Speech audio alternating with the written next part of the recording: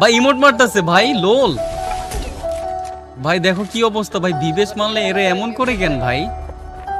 এদের অনেক চুলকে গাইস। বিবেশ একটা প্লেয়ার মারলে চলো ভাই। ওকে একটারে দিছি।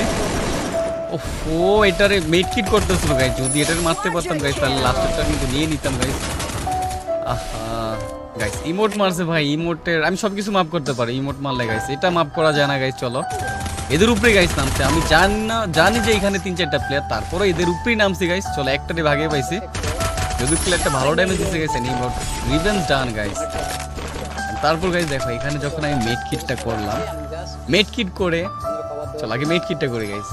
যখনই পেকটা ফাটাইলাম দেখো, তারপর কি দেখো আরেকটা প্লেয়ার দেখো মায়ের আমার এইচপি দেখো 31-এ ফালাই দিছে। জাম করে একটা হেডশট মারার চেষ্টা করলাম, বাট লাগলো না। তো শেষ। তো এখানে পলক ভাই লাস্ট স্কোয়াডমেট ছিল আমাদের। তার কাছে মেডিকিটও ছিল না গাইস যে মেডকিট করবে। দেখা যাক পলক ভাই কি করতে পারবে কিনা গাইস।